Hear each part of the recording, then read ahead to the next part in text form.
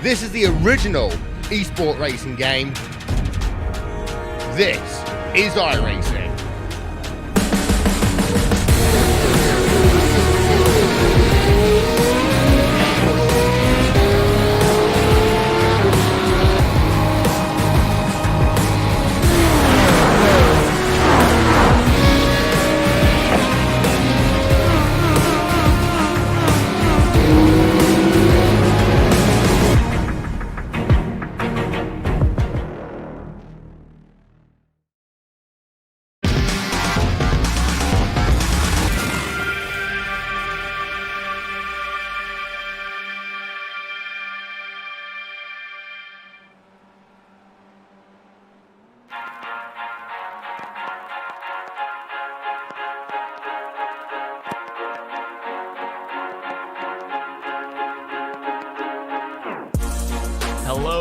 Hello everyone, and welcome to round 6 of the iRacing Grand Touring Cup here on RaceSpotTV Friday primetime, and of course streaming live on the iRacing Esports Network. I am Connery Maddock, and that is going to be Will Vincent. We're going to move things along very quickly here, and here is your qualifying grid here for this race at Silverstone. It is just a single car in the Ford Mustang field. Stefan Overgaard all on his lonesome there, just having a little bit of a Friday evening drive. But then you go back to your Jetta field. 6 cars in this one. It's going to be Simon Trendell taking pole position from Jamie Wilson, then Tanner McCulloch, Johnny Bell, Robert Lundgren, and then you have Jason Gardner rounding out your 6-car VW Jetta field. And then you look down to your bumper Solstice field. This is 12 cars strong, with Andrew Simmons taking pole position in that one, with George Matuszynski lining up on that front row with your pole position sitter. Then you've got in P3 on the grid Alex Ramallo with Albert Molniero there on the second row. Third row consists of Marek Kabus and Stefan Lubecki. And then further back you got the likes of Thomas Overgaard with Gemma Haag. And you've got Rick Selby there further back as well. Ben Veed, Larry Bowen, and of course we have Marcio Baroni rounding out your 19-car field here today. The cars are just about to roll themselves off of the starting procedure here. Just a couple of corners before we get the race started here. Well, it's the new on iRacing Silverstone circuit here. And of course, we had some fantastic racing at this very track in the Porsche Esports Super Cup. Let's just hope that that theme continues on for this one as well. You know the thing, Connery, this track is great for all types of racing. We saw it work well in the Porsche Esports Super Cup, and actually, I think these slower cars make themselves very interesting around this racetrack. I'm very intrigued to see, though, what we're going to get here on Friday night prime time. It's the only shame we have is that Stefan Overgaard is in a field of 1 here today. Yeah, it's pole and the win by default, but he's not going to gain or lose any R rating based off of this one, of course, since there's no one to gain R rating off of. But pace car down on towards the pit lane regardless. Stefan Overgaard. This is a little bit of a weird one, but we will just roll with it. The only car in your Ford Mustang field to take the green flag here, so we might as well cycle things back to your VW Jettas as they head their way through the final corner. Now, green flag is out there. Simon Trendell from pole position in your VW Jetta as he gets himself off and away as well. Battle for P2 early on between Jamie Wilson and Tanner McCulloch on the way down towards turn 1 in your Jettas. Tanner McCulloch able to gain that position up into P2 and might just be looking to challenge for P1 as they head their way up towards Village Corner. That's an aggressive inside move here coming out for McCulloch, but not going to commit down the inside just yet. So Simon Trendell will still lead your Jettas as they head their way through the first sector. We've had the Solstices start as well. Andrew Simmons still leads from Matuszynski in that particular instance, but they're still very much locked onto the back of the VW Jettas as they head their way onto the Wellington Straight then for the first time in this event. VW Jetta race lead might be under threat coming down into Brooklands. Inside line taken there. Tanner McCulloch trying to battle away, late on the brakes he goes, brings it nose to nose, side by side with Simon Trendell, but Trendell will have the inside line for Luffield Corner. coming through here, still trying to hold that advantage on the inside, but McCulloch can get a very good run off the corner here. He does so, but will he be clear by the time Cops arrives? Well, it's been side-by-side racing pretty much then since these drivers entered the Wellington straight away, and now they come down in towards Cops Corner, the famous first corner of the old Silverstone, and McCulloch around the outside is not able to yet get clear. They stay side-by-side as they head themselves into maggots right now. So the battle in your Jetta field is so close, Connery. This is kind of what I was implying to. Silverstone for slow cars can be fantastic for side-by-side racing. And Trendell will come out on top of the battle just for now, but McCulloch has a good run through Chapel here to make the most of it. Down the hangar straight they go. McCulloch again towards driver's right-hand side, inside line for Stowe Corner. You have Jamie Wilson also sitting here in the background, waiting to make an impact as well. McCulloch challenges for the race lead into Stowe inside, steps the back end out a little bit, but finally he'll wrestle the race lead away. Here comes Jamie Wilson, then 3 wide into the next left-hander. Wilson on the inside there of McCulloch. He challenges for the race lead now, and McCulloch will hold on just for a couple of moments as they again have a little bit of a scrap coming through the last corner of Club now. The two Team Chimera teammates are even giving each other a fight as well. This is brilliant for your top positions in Jettas. This is fantastic racing. 2 Team Chimera cars running now second and third place on track. But it took McCulloch a while. He's able to get himself to that race lead. But the 2 Team Chimera cars now, Connery, have got to figure out what they're going to do over the next 22 minutes of this race. Yeah, that is simply the case as well. There's battling even at the back of this little Jetta group as well, as Johnny Bell and Robert Lundgren had a little bit of a fight. But here comes the battle between the 2 teammates once again, Trendell and Wilson. Trendell driver's left-hand side here, coming down the Wellington Street. Will give him the inside for the Brooklands corner, but Jamie Wilson, can he hold on to P2 here? And the more these guys fight, the more that the race leader is able to get away from them, so they have to get this one sorted out relatively quickly if either of them want to go for the race win here today. Jamie Wilson looks like he's come out on top here, coming through Luffield as Trendell drops even further back in this situation. So your pole position sitter in your Jettas now suddenly finds himself in third.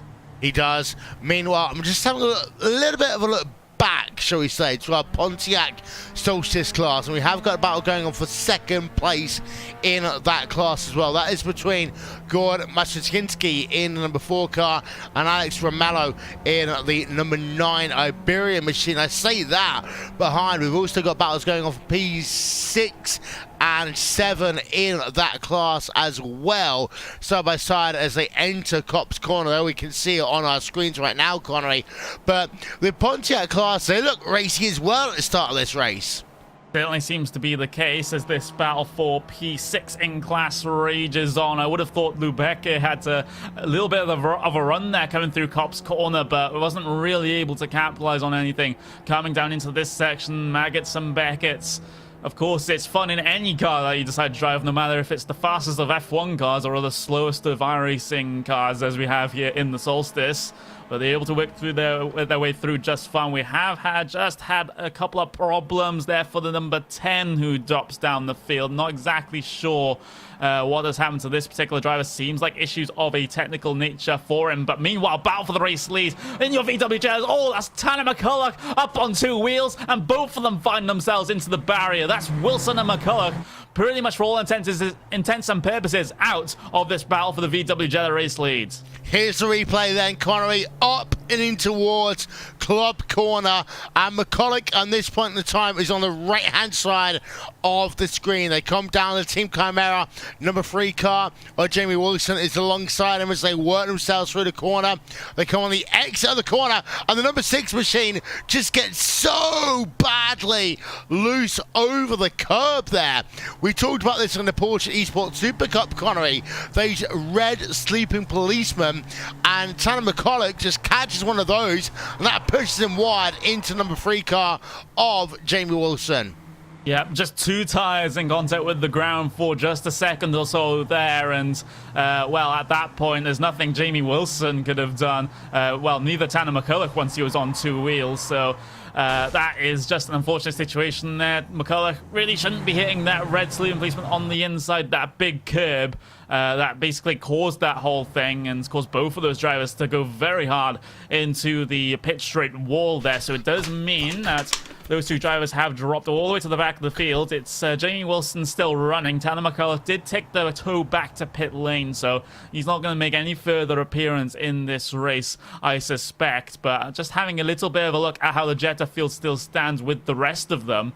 Trendell leading, coming up onto slower traffic here, has to slow up for the solstice of Baroni there. That just allows the rest of the VW Jetta field to catch up. And now Robert Lundgren now finds himself in P2 of the Jettas after starting basically P5. Yeah, he does. We're on board actually right now with Lundgren in the number 15 car as he heads himself down the hangar straight in towards Stowe Corner. And he looks down to the inside, actually, in towards Stowe Corner, but not quite close enough to make that move stick. So Lundgren remains in second place right now, but it is still Simon Trendell in that Team Chimera number 2 car who leads away. Yes, it is. So his teammate is out of action, so one Chimera car remains here in this situation. You've also got that, I believe, boosted motorsport car of Robert Lundgren there. That's currently second in line. You've got Johnny Bell as well, who hasn't really made much of an impact this race, but he's kept himself in contention, and because of the incidents that have happened at the front of the field, he finds himself in a podium position here. So that would be an absolutely fantastic result for him, but there's still so much more on the cards if he can keep himself close to these front 2.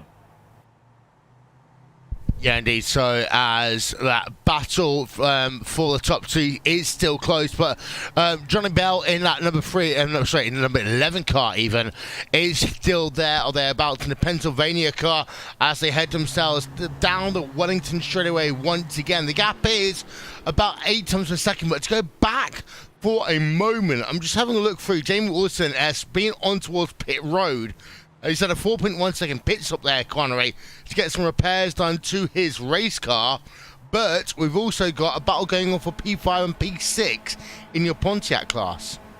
Yep, you do. You also have a almost side-by-side for P1 in Jettas, but Lundgren didn't really have all that much of an opportunity coming through what was the old final corner of left field and then into Woodcut as well. But you're absolutely right. The Solstices are also giving us a little bit of a fight as well. That's Marek Kabus and Larry Bowen having a little bit of a fight for P5 and P6 in your slowest class here today.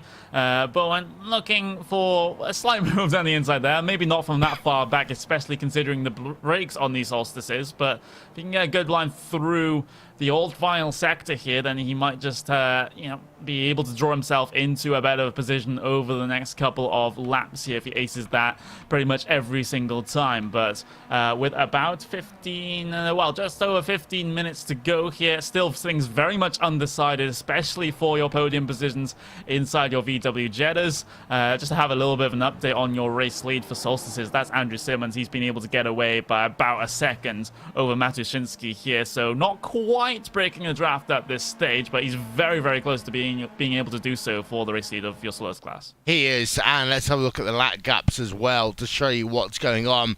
And the last couple of laps, in lap number 2, the number 4 car was about half a second slower than Andrew Simmons. Actually, I say that, I just see a car going completely off. Yeah, Baroni in the number 12 car. There we are, and he has just binned it completely, Connery. Yeah, that is a bit of a weird one, I have to say, because he was just going down the hangar straight and he just veered left.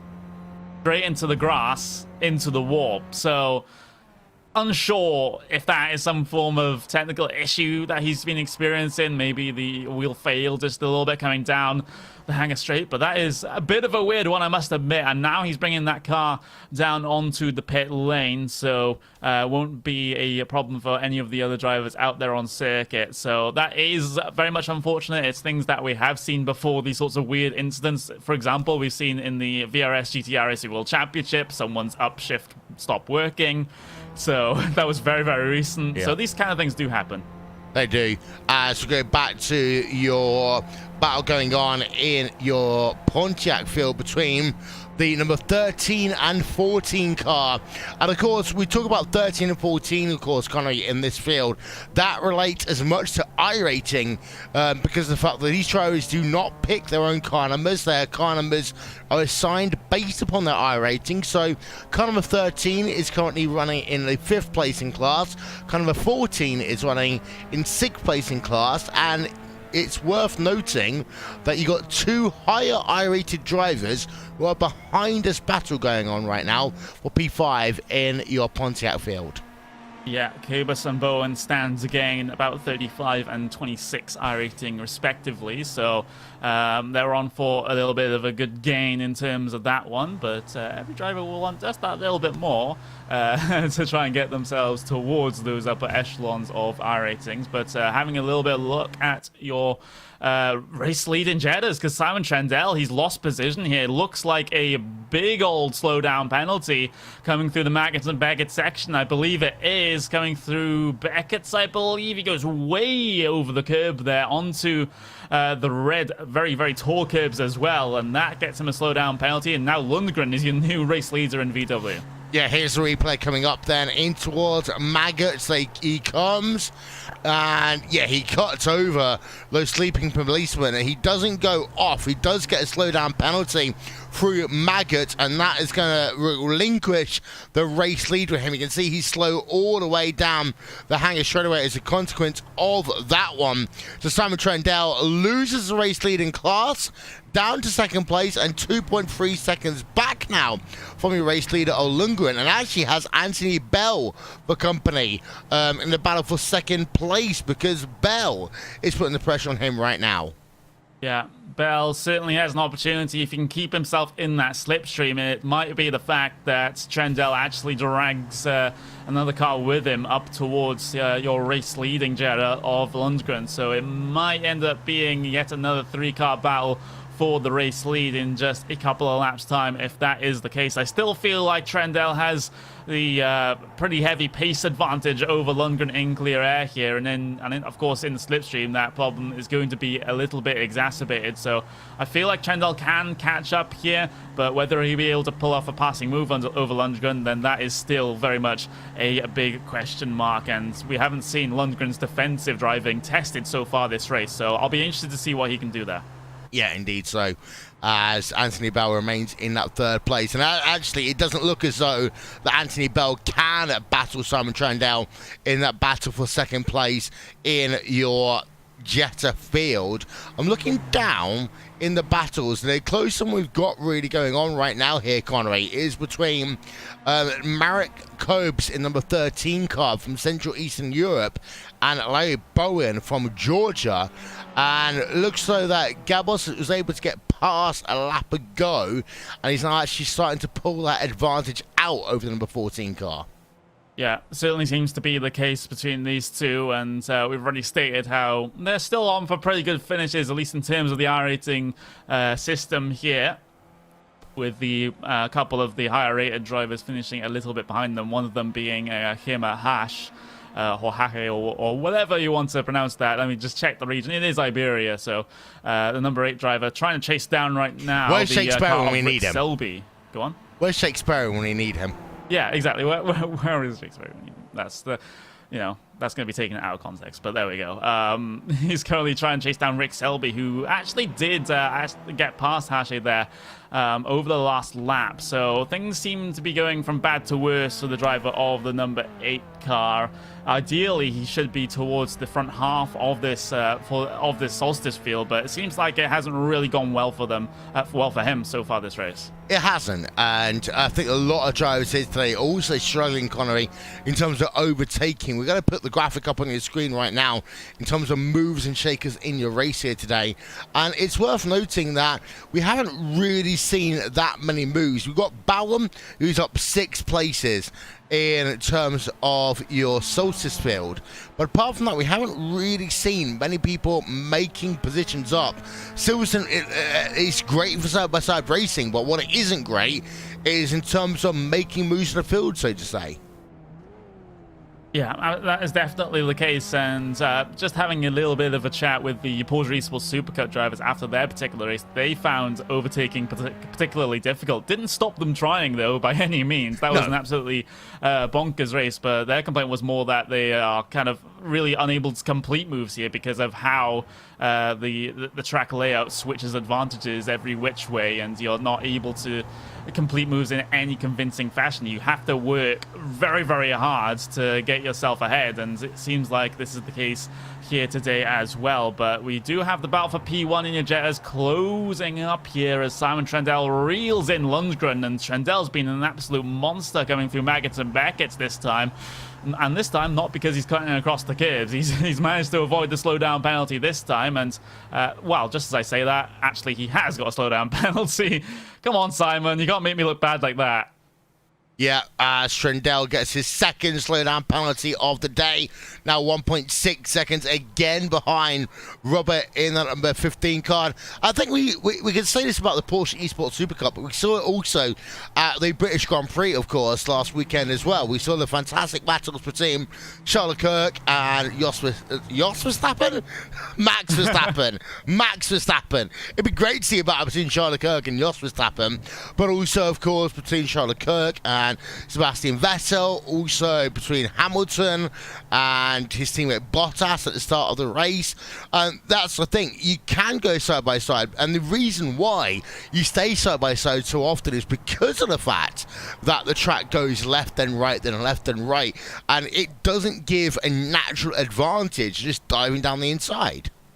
It doesn't, and it does, as a result, play us to some fantastic racing if drivers are willing to try and commit either which way. It reminds me of the slow speed sector at the Circuit of the Americas, for example, where the advantage just keeps switching and switching and switching, and keeps the cars, some say artificially, still side by side, but I think any side by side is good side by side. I'm not sure if you agree with that, though, Will. I like having side-by-side racing, and the thing about Silverstone is the fact that it forces drivers to think about their maneuvers. As I say that, we're talking about the number 17 car. He's on screen right now. He lost a position just a moment ago to Thomas Overgaard. We're yet to realise here, Connery, if there's a similarity, a relationship between Stefan Overgaard, who is leading overall in this race, and Thomas Overgaard in the number 18 car. Yeah, unknown if they are related, but same surname does spark a little bit of an interest, as currently Stefan, well, he's in his own one-car Ford Mustang class right now, so just taking this one as a little bit more of about solo to car pass practice Thomas. session. He's about to pass Thomas as well. There we go. Stefan Overgaard about to pass Thomas Overgaard. A little bit further down the road. There goes Lubecke, and now the two Overgaards can negotiate their own pass as they head their way through the first corner. Of Please course, don't clash. Number one car. Going to be a little bit careful here if they are a family relation or whatever. But down towards the first, you can just see how Overgaard's just being a little bit like very, very passive here, waiting for the Solstice to get himself out of the way, and that might be just as well, considering he is the only car in his class. Yeah, and he's got nothing to lose, because even if he does crash out right now, he won't lose any iRating. It is a classic case in this circumstance of being here for the SR. Connery. Yeah, that is the thing you're seeing here with Stefan Overgaard, but everyone else currently with 5 minutes to go. Seems like the battles have petered out, except for this one between Thomas Overgaard and Stefan Lubecke. This is the one for P8 and P9. Unfortunately, I don't think we'll be getting a battle for your VW Jetta race lead here because of that second slowdown penalty that Simon Trendell was able to get himself through that particular Maggots of Beckett session. So this might be the last battle that we'll get to see before the end of this race, and it'll only be a battle if Lubecki can actually get himself to that rear bumper of Overgaard. Just having a little bit of a look at the lap times last time around, a 2:41.6 from Lubecki compared to a 2:40.2 for Overgaard. So Overgaard's stretching out this gap, so we might not get to see this. No, and we did, of course, see Overgaard get himself past Lubecki about a lap ago on track. This is a fantastic look then as the cars work themselves through Maggots into Beckett, and then they go through the right-hander of Beckett and then into the left-hander of Chapel. Are we going to be able to keep an eye on this as they head themselves on Chapel and into the hangar straight? Yeah, slow down. Yeah, you're right, actually. And that is going to mean that Overgaard loses that position. Yeah, so they do a little bit of a switcheroo, P8 and P9. In your Solstice field, it's a big old slowdown for Overgaard as well, so he drops about 2 seconds behind Lubecki in this sort of situation, so that's not ideal. He'll be losing about 11 iRating at this stage. Lubecki will gain 1 for finishing where he is right now, so every little helps in that respect. With about 3.5 minutes remaining, everyone else seems to be a little bit passive out there on circuit. I am still looking at Simon Trendell though, because he has been gaining quite a bit, especially on that last lap. He was able to gain over a second over Robert Lundgren, and with 2 laps to go by my numbers in this race for the VW Jettas, that is certainly within distance for Trendell to strike. Yeah, and the thing about Trendell is, though, he needs to get Maggots Beckett's right, because he's lost out there already in this race twice. So for Trendell, it's a case of he's got to A, keep it on the island, but also B, then go for the race lead. The good thing for Trendell is, though, Connery, is he's got 5 seconds almost the gap between himself and Johnny Bell, and he's pulling away from him. So he has got the opportunity to be a little bit risky in these last laps of this race. I just see him going past there, some slower Solstice traffic. Yeah, absolutely. So Trendell, I think at this point, I'll revise what I said earlier, does have an opportunity to try and get the race lead before the end of this race is here. Through the first sector, going to be pretty much equal in terms of that respect. It's where Simon Trendell has been absolutely relentless is coming through that Maggots and Beckett section, but we do have to remind ourselves that he has caught himself 2 slowdown penalties for going over the limit coming through there already, so can't risk another one if he wants to wrestle this race lead away from Lundgren. Coming up through Brooklands corner now, Simon Trendell, a little bit of a wider line coming through there. And then through the right of Luffield, Trendell again tighter to that white line, preferring to take that single apex rather than Lundgren's late apex off the corner, which will give him a little bit more speed off the corner. And with how far back Trendell is, it doesn't really risk him on the entry to the corner either. So he will hold position here down in towards Copse Corner.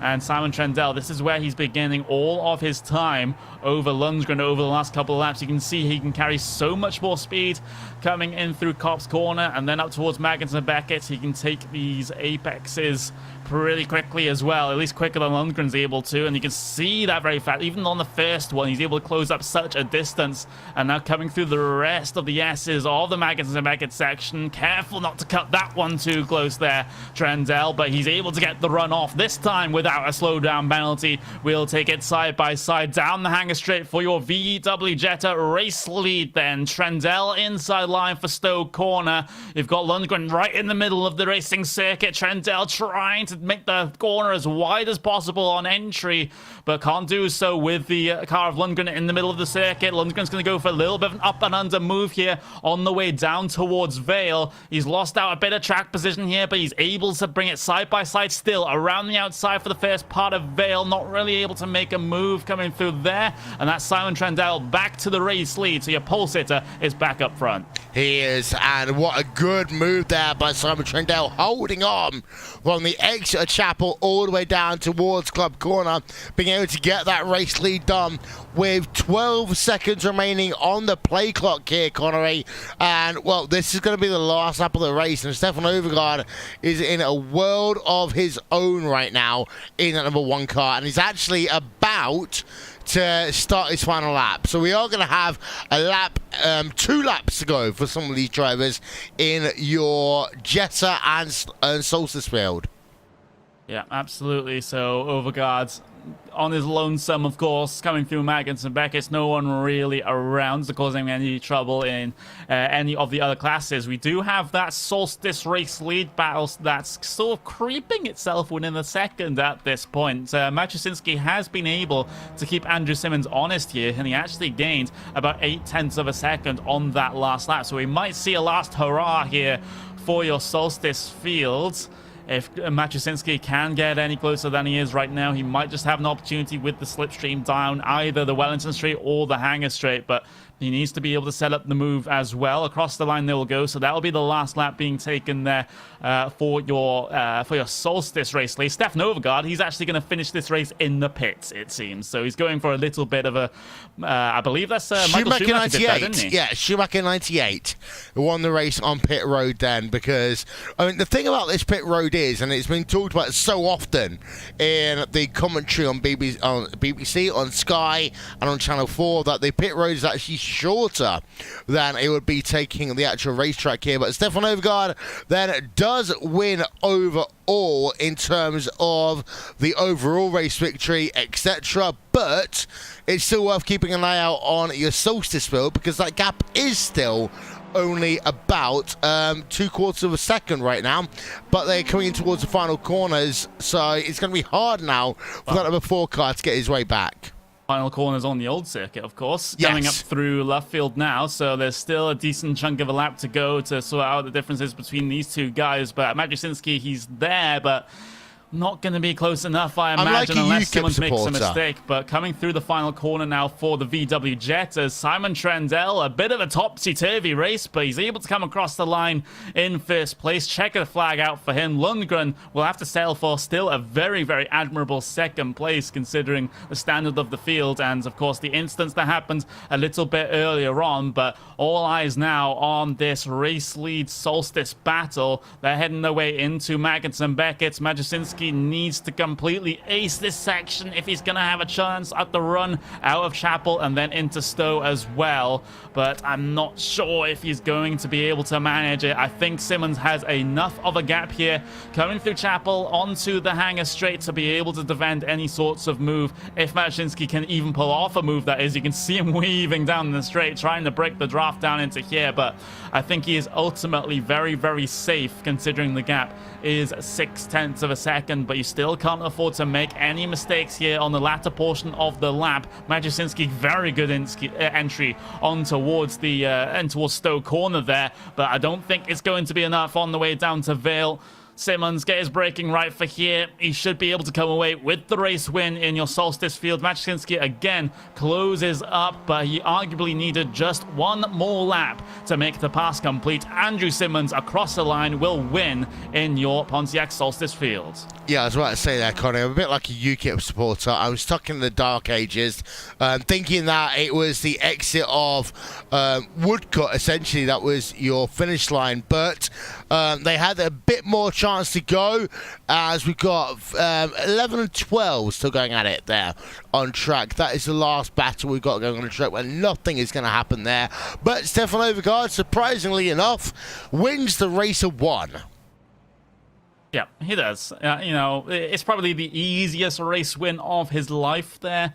You know, it counts as a statistic on your iRacing profile, so I'll guess we'll just have to take that one. But looking a little bit further back to your VW Jetta field, which were providing a very good amount of the action, especially early on, where they decided to go 3 wide for the race lead. Simon Trendell ultimately comes out on top of that one with Robert Lundgren in P2. Johnny Bell, surprise P3 there. And we've also got Jason Gardner P4. Jamie Wilson and Tanner McCulloch were the drivers who were battling for the race lead and other podium positions early on, but they found themselves in the pit wall coming out of the final corner. Then you look at your Pontiac Solstice field. Andrew Simmons there wins from Matuszynski, with Alex Ramallo rounding out your podium positions in your slowest class of the day. Molinaro P4 with Larry Bowen in P5. Merrick Cabus P6 going the way of him, with Ben Veed P7, Selby P8, Overguard P9 with Lubecca in P10, P11 will go to Hashi, and then P12 will go to Marcio Baroni, who unfortunately for him is a non-finisher in this race. So that's that race completely and utterly wrapped up as we head ourselves into the second half of the season here in the Grand Touring Cup on RaceSpotTV Primetime and, of course, in the iRacing Esports Network. But we have no stop to the racing here this weekend, not by any means, because it is one of the biggest iRacing events of the year. It is the Spa 24 Hours race. And, well, we have some big names, to say the least, competing in that one, Will. We will do, and it's very interesting, Conway, in particular. Team Redline and Pure Racing Team becoming bed buddies, and they've got themselves a huge lineup going on with Max Benecke, Max Venig involved in that, but also, of course, Max Verstappen as well, who's going to be racing, we presume, and well, we almost certainly guarantee it, in the top split. Yeah, absolutely. I mean, if they sign up with Maximum Benecke, that's going to be guaranteed even higher star rating in the entire field. So, yeah, that's definitely going to happen. Of course, I know for a fact that Lando will probably be streaming it on his Twitch channel, but give us a little bit of a watch as well. That would be absolutely fantastic. But yeah, I'm definitely looking forward to that race. PRT teaming up with Team Redline. So PRT being a team that is very, very good at these sorts of iRacing special events, and look to continue on the same theme here in this one. And they've got their two fastest drivers pairing up with two F1 drivers. What can I say? Yeah, just don't ask Lando Norris about pubic hair, because the last time he got answered that was a very interesting few minutes there at the British Grand Prix press conference. But apart from that, it's going to be fun, and also it's going to be PRT stroke Redline versus Commander versus Apex versus ERT versus Radicals, and also let's not forget, will Red Bull Racing Esports team put a team out for this one as well? Yeah, it could certainly be the case. We'll have to see how the schedule works out for them in that respect. But I wouldn't be surprised, considering the sort of prestige that race now has, with everyone and the mother coming in and doing the race. But it should be an absolutely brilliant one indeed. And don't tell anyone this, but I actually, for the racing, kind of prefer a Spa race over Le Mans. So do I. To be honest, so do I. Of course, don't forget Spa is the first ever 24-hour race on iRacing that was in November of 2000 and something. But on top of that, it is more challenging because, yes, Le Mans is Le Mans, but you've got a lot of time where you're flat out in a straight line, enough time to take a swig of water. But actually, at Spa, there is no real opportunity to breathe, and it's a perfect balance, in my opinion, for an endurance race. Yeah, absolutely. And of course, Spa, a very good track for the side-by-side battles, especially in towards the Lecombe chicane. That's the end of the Camel Straight, and you can continue that down towards Rivage. And of course, No Name Corner, you have the big breaking point in towards the bus stop chicane and into La Source as well. So it's an absolutely brilliant venue. I wish to go there in real life someday. I haven't yet, but I really, really do want to go. Come with us next year. Come with me next year. Yeah, it might be something. It might be something that could be planned, and we could do a RaceSpotTV live from the Spa 24-hour race. Yeah, that would be a thing to do. It's great. The only thing I ever say to anyone that goes to Spa is walk around the track. Yes, it's a pain in the backside to go from Pouin up the hill, but you know what? Just get yourself a bit of a fitness regime going, you'll be fine. Apart from that, it'll be great. You'll enjoy it. Come with us next year. Yeah, absolutely. And of course, we do have that Spa 24-hour race of our own starting tomorrow afternoon, European time, of course. Just having a little bit of a look at the exact green flag moment. Well, we'll be going live at 1:30 p.m. GMT, so mark that in your phones, your smartwatches, whatever device that you want to keep your time on, and make sure you join us for the start of the event. Of course, you'll be taking us for the first 6 hours of that one. It should be absolutely fantastic and very, very frantic, especially for the first couple of hours of an endurance race, but from previous iRacing special events, we know the attrition rate will generally be good as well. Attrition rate is important, but also it's going to be pit strategy. It's all about pit strategy at Spa.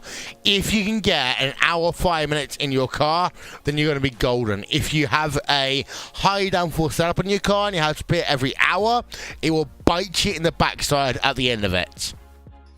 Yeah, it definitely will. And of course, we do have other broadcasters or other commentators bringing us through the entirety of the 24-hour race. I might make an appearance towards the end. Who knows? I just have to double check that one with the relevant people. But that is going to be all that we have time for here on the RaceSpot Friday Prime Time. This is the iRacing Grand Touring Cup Round 6 at Silverstone, completely over and done with. Join us the same time, same place next week for some action at Road Atlanta. Goodbye.